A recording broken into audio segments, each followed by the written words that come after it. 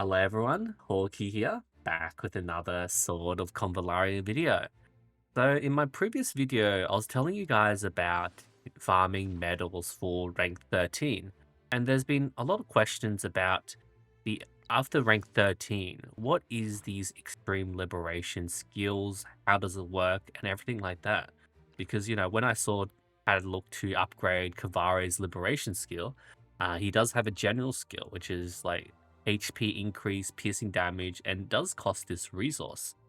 So what happens is when the rank 13 mode releases, you do have to farm this Pioneering Odyssey. So in this Stellar Pioneer, there's 200 initial stages, like 200 stages you have to go through and complete. So let's have a look at here. Pioneering Odyssey. I haven't actually done this on my own Taiwan account. So yeah, stage 55. So this is the initial 200 stages, right? It's like every single stage is essentially like a mob or elite stage. You bring in a couple of units and yeah, just basically have to find your way to beat the stage. Like, some mobs, bring in some enemies. So yeah, pretty straightforward. And you do get bonus skills for these stages. Now let me just switch over here. You do get bonuses when you bring in like defenders, seekers, when it changes to these extra 100 stages. And then you don't do collect these tokens every hour, 561, because Jade here has completed all of these at max level now. There is a new talent system where instead of farming stars, you farm those tokens and it upgrades this talent tree. So you can see we're upgrading our magic attack and the defense. So it's another star farm sort of thing. And let me see the full stats of this. The full bonuses, like we're getting a bunch of stats for each of these classes. So this would carry over into the every single game mode will get these extra stats. So that's why the Taiwan units, people playing CN on Taiwan have a lot more stats because not only do they get the rank 13 upgrade, but they also have this new talent system as well. And then you get these extra bonuses for the Pioneering Void stages. So the stages are a bit more difficult, and you do have these bonuses for each of the classes and extra effects as well, right? There's a bunch of like extra effects, like what Sweeping Storm Extreme, Watcher's Light. Like you don't have to necessarily always focus on getting these effects off, but it does definitely help you out a lot there. All right, so after doing this, we're still not up to actually farming the resources for the liberation materials. So that you can switch between both of the talent trees. And if we skip out of this, there is this Pioneer Challenge. You can see there's weekly claim attempts 3 out of 3. So every week you do have to actually progress on these stages. So you can see we already progressed on stage 4, and these are quite hard stages to go through at the start because you do need to get those extra skills and everything. And basically kill these mobs. It's all manual. You can't, like, after you beat it, you can't like sweep through these stages and progress through. Like every week you do have to manual your way through one of these pioneering challenges to farm these resources as drops. So let's see. That's 40. Some of these basically what it did is it originally started with like these 5 materials, and then later on they added extra materials for you to farm. So let's see, Path of Honor, like we went up to 110 and then drops 19 of these. And then there's a Path of Foresight, and you get a bunch of extra resources. They all have like different mutations and everything as well. I haven't seen this resource much. It's not even translated. And then the other thing is, like you saw on Kavari, he did have a very generic extreme liberation skill, right? We saw this skill, very generic. And let's switch over to someone else, like Fakel. I know he has a unique one as well. So he has a choice between this generic skill, and then they get a unique liberation skill as well, which is like corresponding to that character's skills and effects. Like this one doesn't really matter too much. Like who else had like a fairly generic one? I think Tristan had one here. Like yeah, very generic. And each of these skills you have to upgrade individually for each character. So let's go through and see the whole cast of liberation skills, the unique ones, right? Everyone does get their generic one, but the unique ones, on the very first batch, they released the liberation skills for Guzman. You can see AoE effect. So I'll just click my way through all these different skills there, like Barrel with the Scorch Ignite, doing more damage. Mytha, reducing skill cooldowns and increase healing. Some OG Samantha here, increasing a trait, reducing the cooldowns. Like, it's just additional buffs to all these characters to make them, I guess, more viable in the current meta, but it's still still not too good. So the first round was these 2 pages of characters. So Tiden, Paul, Wipeout, Energy Reduce, Miguel doing the burning. We have Xavier here doing the extra damage and reducing the cooldown. Like these are really, really cool skills to have, but also remember you do have to farm for those resources to raise these liberation skills as well. So this was the first release. These 12 characters to get the extra skills.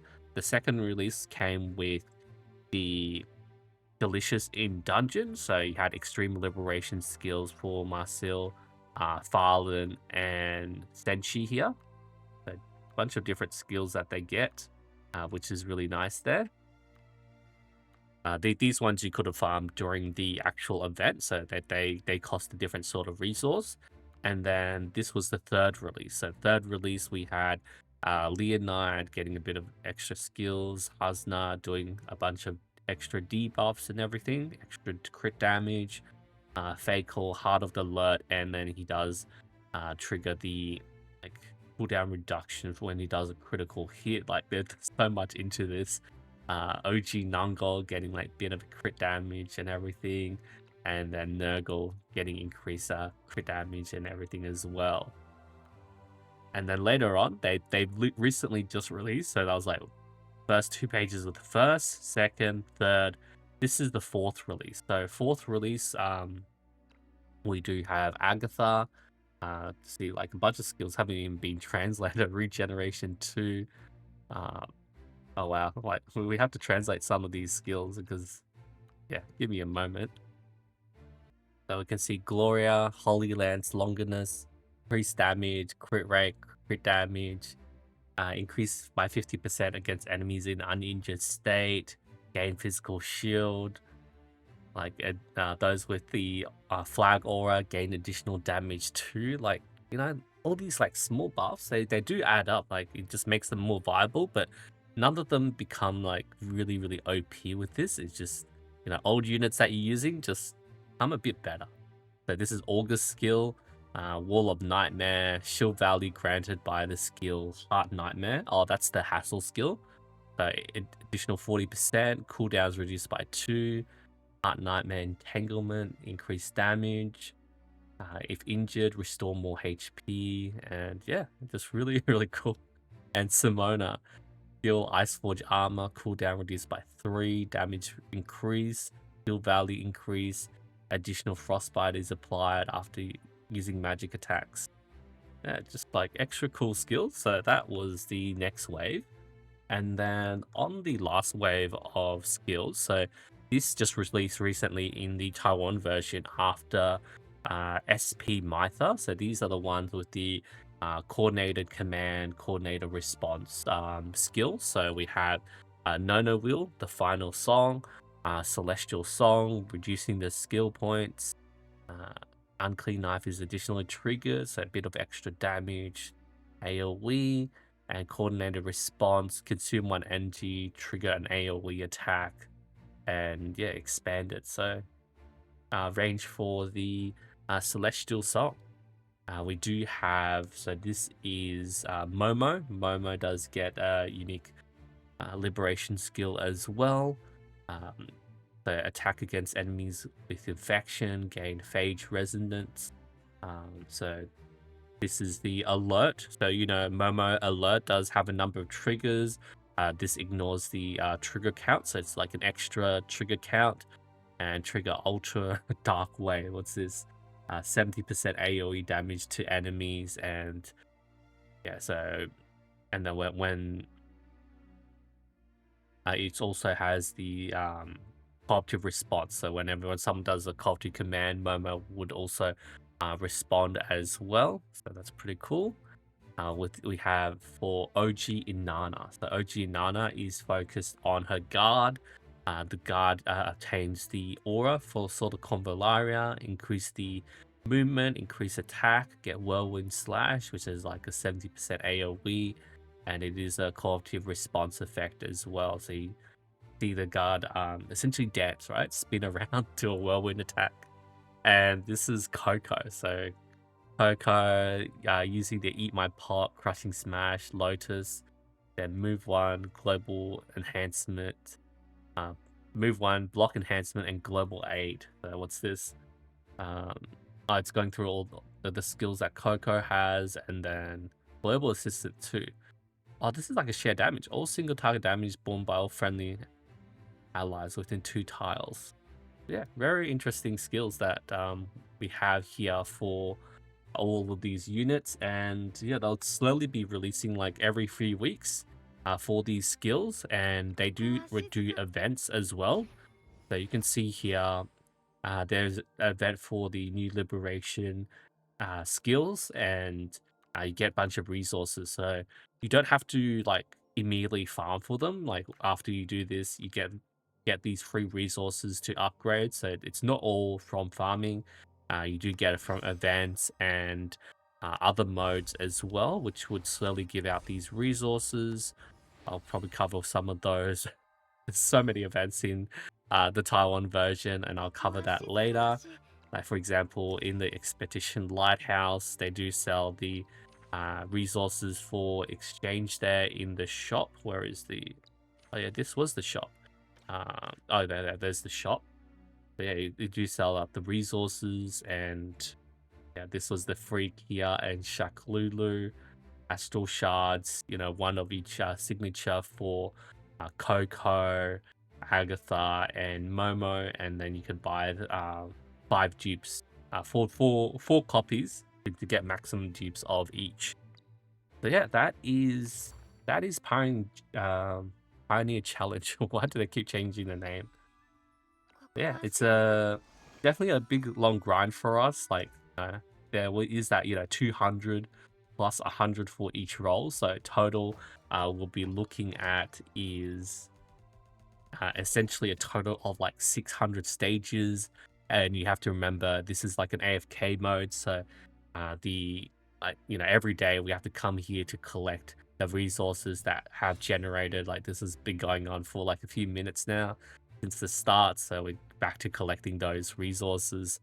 Like watch the fun idle mode go through. But yeah, that's a brief look at this pioneering Odyssey, and yeah, hope that's really actually I think there was one thing I missed. So all the other units, when we unlock these extreme liberation skills, there's an extra slot for the skills, so it's not on top of your normal skills. So for example, SP Nana, we're equipping this extra extreme Ascension skill.